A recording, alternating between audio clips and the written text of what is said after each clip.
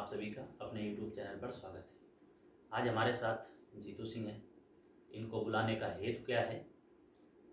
हेतु ये है कि जैसा कि आप जानते हैं कि रेलवे ग्रुप डी का एग्ज़ाम 17 अगस्त से प्रारंभ होने जा रहे हैं। इसके लिए जीतू सिंह आपको कुछ टिप्स देने वाले हैं, क्योंकि जो कार्य आप करने जा रहे हैं इन्होंने इससे पहले यह कार्य कर दिया है और सफल भी हुए हैं। कहने का अभिप्राय यह है कि रेलवे ग्रुप डी की जो भर्ती 2018 में आई थी, 2018 में टेस्ट हुआ था उसका और रिजल्ट भी 2018 में आया था। हाँ, तो इसके पहले वाली भर्ती जिसमें 60,000 के लगभग पद थे, 62,000 पद थे, उसमें इन्होंने सफलता अर्जित की थी, यानी एग्ज़ाम को क्लियर किया था। कितने मार्क्स थे इनके, तो मैं इनसे ही पूछ लूँगा और बता देंगे आपको। कितने मार्क्स थे आपके बिफोर नॉर्मलाइजेशन? सर, मैंने एग्जाम दिया था तो मेरे बिना नॉर्मलाइजेशन के 68 क्वेश्चन सही थे। नॉर्मलाइजेशन के बाद लेकिन कितने हो जब गए? नॉर्मलाइजेशन हुआ तो मेरा नंबर बढ़ के हो गया 88। अच्छा, 88 के लगभग आपके हाँ, नॉर्मलाइजेशन के बाद आए। तो आप नॉर्मलाइजेशन देख के सकते हो किस जोन से आपने उस समय फॉर्म फिल किया था? सर, मैंने ये सिकंदराबाद जोन या CR जोन है। अच्छा। तो सिकंदराबाद। अब आप लोगों के मन में आ रहा होगा कि ये अभी तक यहाँ पर मेरे पास क्या कर रहे हैं, तो इसके लिए भी मैं बात बता दूँ। उस वक्त सोशल मीडिया इतना ज़्यादा सक्रिय नहीं हुआ करता था और आप भी यूट्यूब के बारे में, नेटवर्क के बारे में बहुत कम जानकारी आपको भी थी और हमें भी कम थी, क्योंकि हम लोग ऑफलाइन ही पढ़ाया करते थे, ऑनलाइन से जुड़ाव बहुत ही कम था। घर में छोटा वाला मोबाइल था। हाँ, मैसेज तो आया नहीं। मैसेज नहीं आया और कुल मिलाकर ये जब इनका मेडिकल में आप नहीं पहुँच पाए। हाँ, जो फिजिकल होना था उसका, हाँ। दौड़ वगैरह होनी थी, उसमें नहीं पहुंच पाया। अच्छा। हाँ, तो जो दौड़ होती है, भार लेके जो दौड़ना होता है, वहाँ पर ये उपस्थित नहीं हो सके, जिस कारण से ये लेट हो गए। तो कुल मिलाकर आप ये कह सकते हैं कि नहीं जा पाए। लेकिन जो सबसे कठिन कार्य होता है रेलवे ग्रुप डी में, तो वो होता है एग्ज़ाम पास करना। वो इन्होंने कारनामा किया और नॉर्मलाइजेशन के बाद इनका स्कोर 88 दशमलव कुछ रहा था। ये मुझे भी मालूम था, मैंने देखा भी था प्रिंट आउट इनकी। और इस तरह से इन्होंने तैयारी की, किस तरह से की वो सब आपको बता देंगे। लेकिन आज इनका भी एग्ज़ाम अभी आगे है, किस जोन में भी निश्चित नहीं हो ना। हमारा दिल्ली जोन से है, लेकिन अच्छा, अभी उसका दिल्ली जोन से है। तो ये खुद एग्ज़ाम देने जाएंगे और इसके पहले इन्होंने एग्ज़ाम क्लियर किया हुआ ग्रुप डी का, तो इनके पास तो अच्छा खासा अनुभव है, ज्ञान है, मेहनत की इन्होंने, लगातार मेहनत की है। और आपने कोचिंग कब ज्वाइन किया था, किस सन में? सर, मैंने कोचिंग यही 2017 के आसपास 2017 के लगभग ज्वाइन किया था और 2017 में कोचिंग शायद आगाज हुआ था, तो 1-2 महीने बाद आप आ गए थे। चलिए ठीक है। अब 2022 का जो एग्ज़ाम होने जा रहा है, तो उसमें भी आप जाएंगे, तो आपकी तैयारी कैसी इस समय? आपको क्या लगता है कि इस बार, खैर ये तो मैं नहीं कह सकता कि हो ही जाए, क्योंकि ईश्वर की कृपा के खिलाफ अगर कोई कार्य हो तो नहीं कहा जा सकता। क्योंकि इस समय जैसे कि इन्होंने NTPC के पेपर देने गए तो इनकी तबीयत खराब हो गई, लेकिन फिर भी इन्होंने NTPC का एग्ज़ाम दिया। और आपको बताते चलें कि NTPC का जो लेवल 2 का एग्ज़ाम था, दिल्ली में था आपका? नहीं सर, अलीगढ़ में। अच्छा, अलीगढ़ में था इनका, और इन्होंने उसको भी इन्होंने उत्तीर्ण किया, क्वालिफाई किया।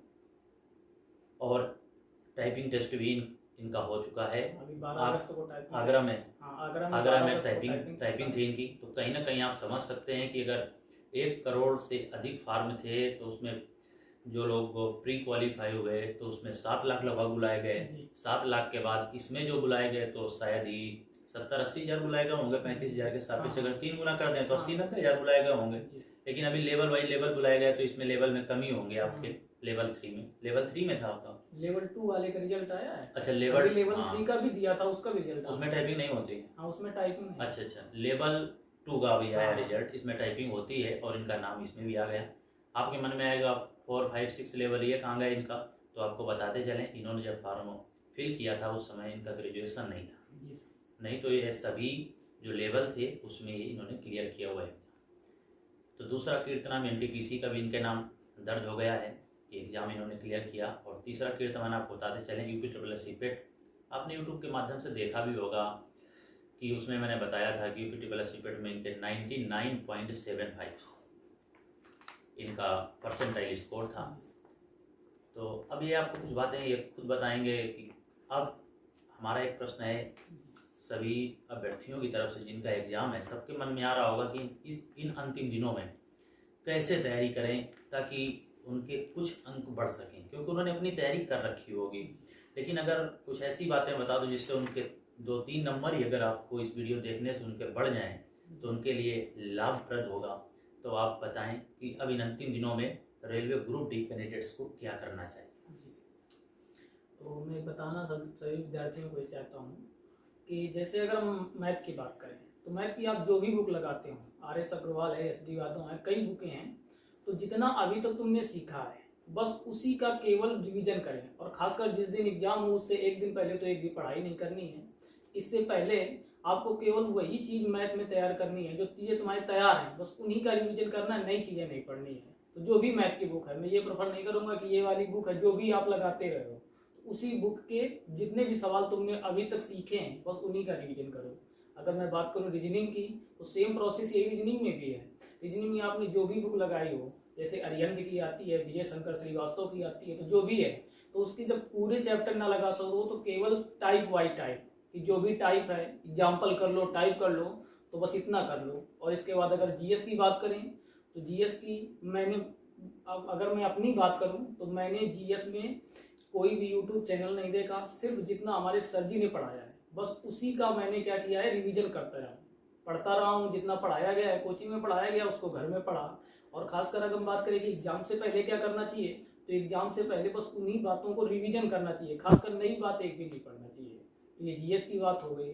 तो बस यही 3 सब्जेक्ट इसमें मेन होते हैं। अगर हम साइंस की बात करें, जनरल साइंस की, तो जनरल साइंस भी हमारे सर भी बहुत अच्छी प्रकार से पढ़ाई है, तो मैंने उसी का रिवीजन किया है, ना किसी यूट्यूब चैनल का सहारा भी नहीं लिया है। तो मेरा यही कहना है कि पुरानी बातों का बस रिवीजन करना चाहिए, एग्जाम से पहले नई बातें सीखने की कोशिश नहीं करनी चाहिए। जितना भी सीखना है वो पहले सीखो, एग्जाम के टाइम सीखने से कुछ नहीं होता है, जो तुम्हें बातें तैयार होती हैं वो भी भूल जाएंगे। प्रश्न आपसे ये है, जैसे आपने कहा कि कोचिंग में जो पढ़ाया गया आपने उसका रिवीजन किया, आपके अच्छे मार्क्स आए और आ भी रहे हैं, मुझे भी दिख रहा है और सबको दिख भी रहा है, आपके साथ में जो तैयारी कर रहे हैं उनको भी दिख रहा है। जैसे जिनका पेपर है, कोई NGA में प्रवेश नहीं लिया, वो नहीं पढ़ रहा, वहाँ पर दूर दराज से हैं, तो अंतिम दिनों में अगर चाहें कि जिसे साइंस का स्कोप इसमें काफ़ी है, हाँ जी सर, 20 से 25 प्रश्न आने, तो इसलिए हमारे द्वारा भी आपको यही सलाह दी जाएगी कि GS में ना काम करके साइंस में काम कर लीजिए। कैसा रहेगा? बढ़िया रहेगा। साइंस, क्योंकि साइंस का स्कोप 25 नंबर का है, बाकी तुम GS पढ़ोगे, पूरा इतिहास पढ़ोगे, हो सकता है 1-2 प्रश्न आए, बाकी अगर साइंस को अच्छी प्रकार से पढ़नी है तो 25 में कम से कम 20-22 क्वेश्चन आराम से कर सकते हैं। जैसा कि आपके रेलवे क्वालिफाइड कैंडिडेट्स ने बता दिया, आपको जीतू सिंह के द्वारा बताया गया कि RS अग्रवाल की एग्जाम्पल कर लीजिए। उनके जो सूत्र हैं उसमें सभी एडवांस मैथ्स में जैसे ज्यामिति है, द्विघात समीकरण है, बहुभुज है, इनके फार्मूले आप अच्छे से रिवीजन करके जैसे वृत्त में है तो थ्योरम उनके याद कर लेंगे तो उस थ्योरम आधारित ही प्रश्न मिल जाएंगे। अगर सवाल नहीं लगा सकते हैं, टाइम कम है, क्योंकि अगर थ्योरम पूरी सूत्र तैयार कर लिए तो भी काम हो जाएगा, क्योंकि लेवल 1 का एग्जाम है और आपने तो लेवल 3 लेवल 2 सब कुछ दिया हुआ है और उत्तीर्ण भी किया आपने। तो हमारा एक प्रश्न ये है कि अब अंतिम दिनों में साइंस की तैयारी कैसे करें ये लोग, इनके लिए कोई रिवीजन के लिए बता दें कि कम समय में रिवीजन हो जाए, कि अपना 6 से 7 दिनों के भीतर अगर वक्त अभी भी है, कई लोगों का भी कई शिफ्ट में एग्जाम है तो कई लोगों को बाद में भी होगा, किसी के लिए भी 20 दिन समय है, 30 दिन भी है, 1-1 डेढ़ महीने का भी वक्त बाकी है, तो उनके लिए आप क्या बताना चाहेंगे, कम समय में साइंस कहाँ से पढ़ें? तो अगर मैं बात करूँ कि कम समय में साइंस हम कैसे तैयार करें, तो देखो कि प्रायः जो भी बच्चा तैयारी करना शुरू करता है तो सबसे पहले वो GS के लिए जो बुक लाता है वो लूसेंट बुक लाता है, लेकिन उसे पढ़ता नहीं है। तो ये भी एक रामबाण बुक है, क्योंकि अगर हम इसकी बात करें तो इसमें भी साइंस के टॉपिक अलग अलग दिए गए हैं। जैसे तुम्हारा प्रकाश है तो उसके बारे में अलग A1 लाइनर क्वेश्चन दिए गए हैं, तो इस लूसेंट बुक को भी हम पढ़ करके एग्जाम क्रैक कर सकते हैं। 6-7 दिन के अंदर हम इसको आराम से पढ़ लेंगे और इससे भी हमारा एग्जाम क्लियर होगा। जैसा कि आपके भैया ने बताया कि सामान्य ज्ञान की ये नीली वाली पुस्तक सामान्यतः सभी के पास होती है, सबसे पहला काम यही होता है कि GS के लिए यही बुक लाई जाती है, और RS अग्रवाल SD यादव ये कॉमन बुक होती है, कॉमन बुक, ठीक है, इन सभी के पास मिल जाती है सामान्यतः, और इनकी कोई बुक है टाइप वॉच और ये अगर कॉस्टली भी नहीं है कि कॉस्टली बहुत हो। और इसमें देखिए साइंस है और इसमें ज़्यादा पेज भी नहीं है साइंस के, आप देखेंगे तो 35-40 पेज में यहाँ पर आपका कार्य हो जाएगा। मोस्टली बातें सर मैंने आपके नोट्स भी पढ़े और ये भी चीजें पढ़ी हैं, दोनों मिला के पढ़ा है, कुछ चीजें इसमें मिल जाती हैं, कुछ चीजें उसमें मिल जाती हैं। अधिकतर देखो जो नोट्स बनवाए जाते हैं अपने यहाँ तो इसमें इसकी बातें निकाल ही लेते हैं हम लोग, मोस्टली निकाल देते हैं, तो ये बुक अच्छी खासी बुक है। इसको आप अगर 3 से 4 बार अभी पढ़ लें तो आपकी जो जनरल साइंस का पोर्शन है वो आपका यहाँ से कंप्लीट होने वाला है। अगर आपका आगे भी कभी एग्जाम है तो इसके एक एक टॉपिक पढ़ना शुरू कर दीजिए। हाँ। आगे भी आपको लाभप्रद होगा। तो ये बुक आपके पास होगी, अगर नहीं है तो अपने मित्रों से ले लीजिए और इस तरह से इसको अध्ययन करिए, क्योंकि मैथ रीजनिंग आप तैयार कर चुके होंगे, सभी टॉपिक आपने मैथ रीजनिंग में पढ़ लिए होंगे। एडवांस मैथ भी पढ़ के जाइएगा, क्योंकि एक प्रश्न हर टॉपिक से वहाँ से मिल जाते हैं, क्योंकि लगभग 25 प्रश्न आने हैं। और अगर हम संक्षेप में कहते हैं, अगर हम आपसे ये पूछें कि किन 2 विषयों का चुनाव इनको कर लेना चाहिए, इसमें अच्छी खासी मेहनत कर दें ताकि इनका, क्योंकि वैकेंसी भी इस बार ज़्यादा है।